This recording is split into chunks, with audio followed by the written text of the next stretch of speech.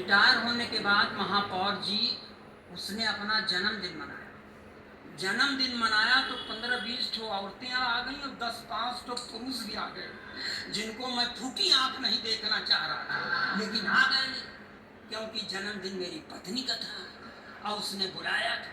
अब कुछ उसको भेंट भी लेकर आए। तो बाद में हमको भी लोगों ने पकड़ लिया मैडम और कहा कि चलिए आप भी कुछ भेंट दीजिए।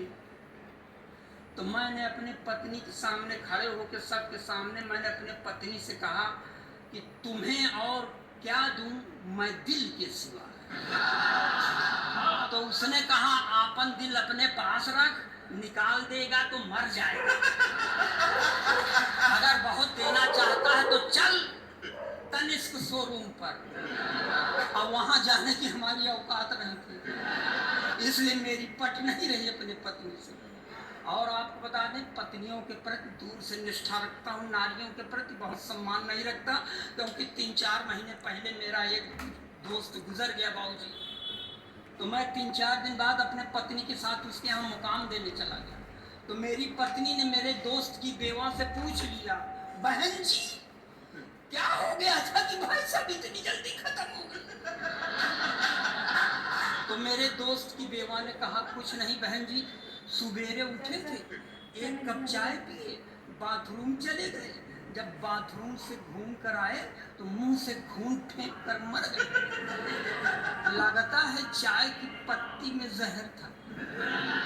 इतना सुनने के बाद मेरी औरत ने मुझे घूर कर देखा और उसकी ओर मुखातिब होकर कहा, वही 2-4 चम्मच चाय की पत्ती दे दे।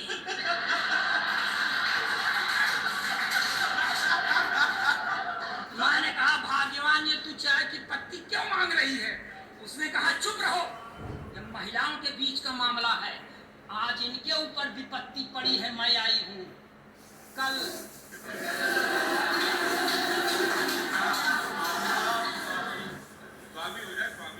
तो ये है, बताएं आप सुनिए, देखिए अब यहाँ से कविता सुना रहा हूँ। एक जिला स्तरीय नेता थे, उन्होंने एक राष्ट्रीय पार्टी का गठन किया और उसके प्रचारार्थ वो रायबरेली चले गए जी। अब सुनना है। तो रायबरेली में उनको एक द्विवेदी ने एक घंटा खींच कर मारा, और द्विवेदी ये कर सकता था और किसी के बस की बात नहीं थी। तो दूसरे दिन अखबार में छपा मैडम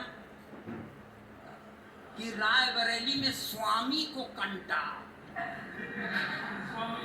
और ये शब्द हमने पकड़ लिया। तो देखिए ओरिजिनल पोएट्री का यह क्लासिकल टच में हाथ से पढ़ने का देश का अकेला कवि जो ये करने में सक्षम है भाई अमित जी। हाँ, मेरे पहले 1-2 ठो थे, भगवान को प्यारे हो गए और मेरी तबीयत भी बहुत ठीक नहीं रहती, फिर भी मैं यह अपाहिज जख्मी हालत में यह ओरिजिनल पोएट्री क्लासिकल टच में कि कैसा लगा